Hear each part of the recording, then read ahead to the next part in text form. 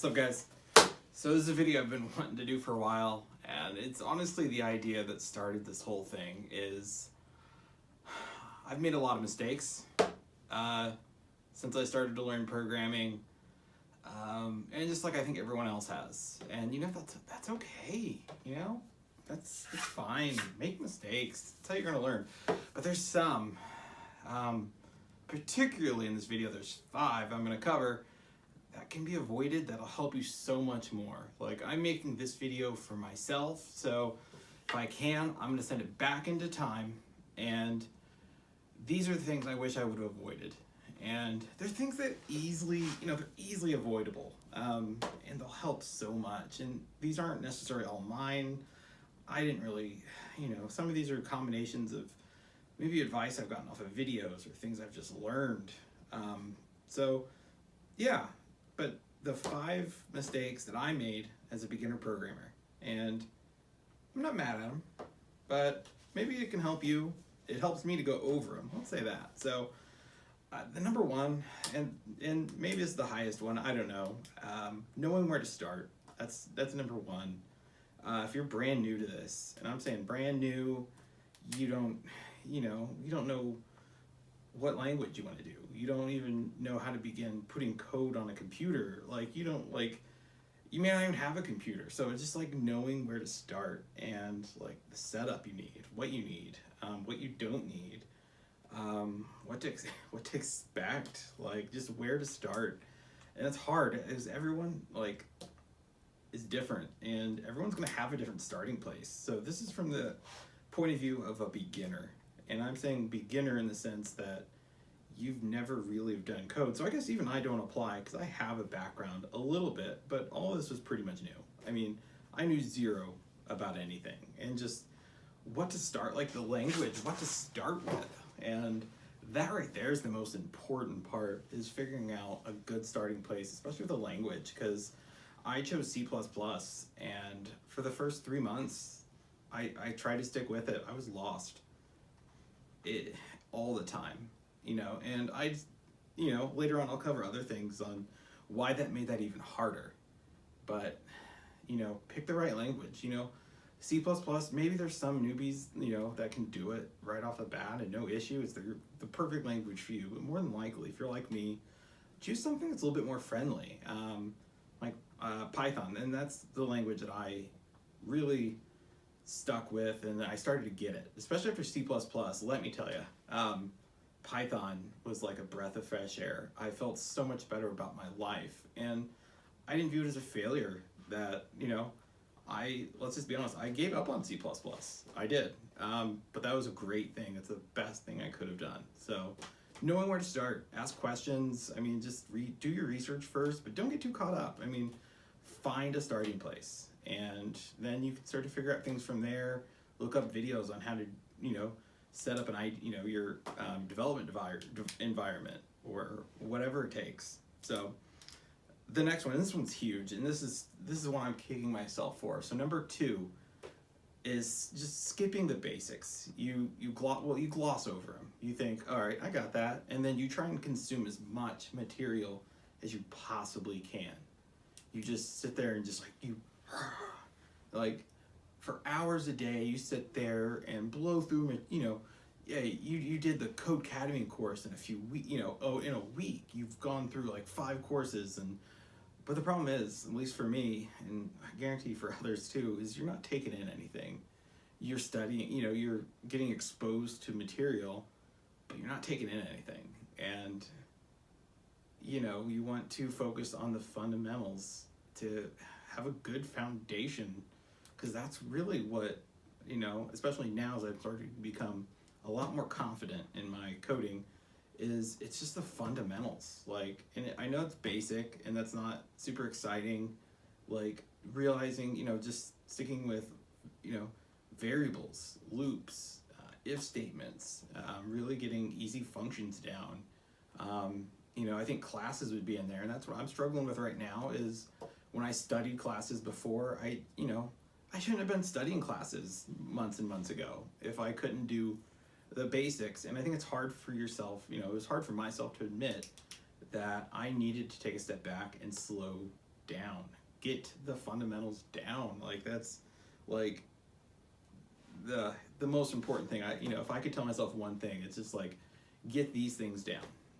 Because after that, everything will be so much easier. It's like, yeah, you might know how to do list slicing and stuff like that. You might not know how to do for loops a little bit, but really understanding them makes such a big difference. And that's one of probably, not that I regret it, but yeah, just trying to go too fast and thinking, oh, I'm going to make so much progress because you're excited, you want to do this, and slow down, enjoy it, and really feel confident in the fundamentals because there's a lot there. And that's kind of where I'm at now, is trying to get better at just those, and it's helping in so many ways. I feel confident about even other JavaScript and other languages now that I'm understanding the fundamentals, and that's truly how you can kind of keep learning and just going to another language. So and knowing your language, like I really appreciate the decision that I made to go to Python. Like that was probably one of the best decisions I made, is giving up on C++. Maybe that's not you, but don't be afraid to, if something's not working for months at a time. I was really dedicated, but I didn't mean I had the right study habits. And that kind of goes to the next one. So number 3, and this is another huge one, is just having bad study habits, having disorganized study habits. Like, and again, you don't want to go, you're going to be tempted to go really fast. For some people, sure, and that might work, and you're going to be tempted to try and study all day, every day without breaks. Our brains need breaks. You need to realize you have limitations, and you're just spinning the wheels at a certain point. You're not going to be, after 8 hours of studying, your brain's pretty much done. At least for most people it will be. Like if you're like me, there's a limit, and you need to realize that and take breaks. That's not even daily. Like that's not even like, oh, I'm gonna take a 15-minute break. Take a day or week. If you just really hit it hard over the week, take a weekend off, and maybe still do something. Like I would always practice maybe like problem-solving techniques. So I'd watch videos, TED Talks, stuff that wasn't me looking at a screen trying to figure, typing away the same things. I wanted to still work on something, and then just take, there was a time we went, my family and I, we went on vacation, and during that time, it was hard to get back into it, but you'll feel refreshed. And I think that's important. And just the other big thing is having some organization within your studies, your study habits, which I'm still struggling with, because if you're like me too, you're trying to do this with another job. You're trying to do this with a family. You're trying to do this with limited time and limited resources. And it's hard. Like, this is all super hard. Like, really. And that's like number 4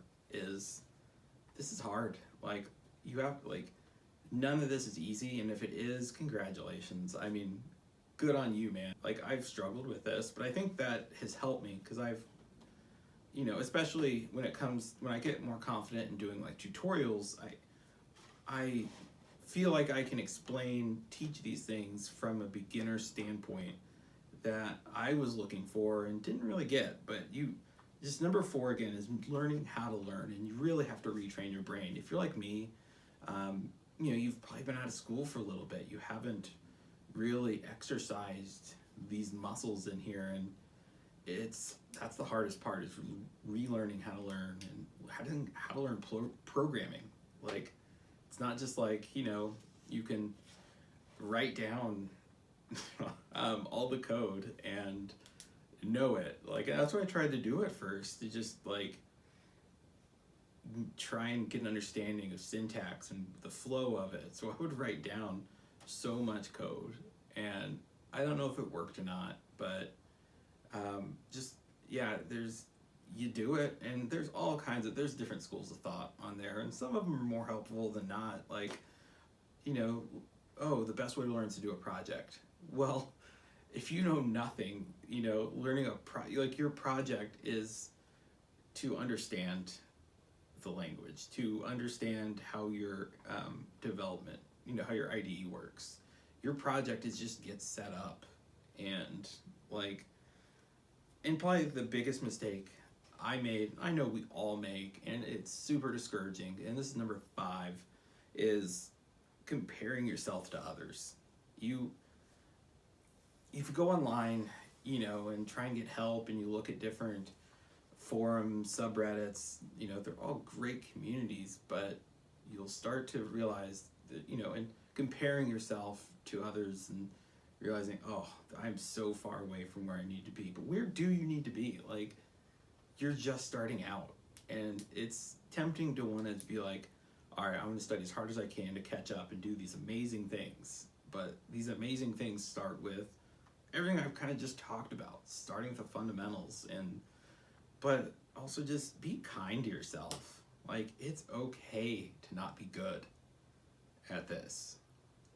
And I spent a lot of time, like, just not being good at it. And, like, when you do challenges, like, I've probably submitted, for every right answer I submitted to coding challenge sites, there's probably, maybe on average, up to 100 wrong answers.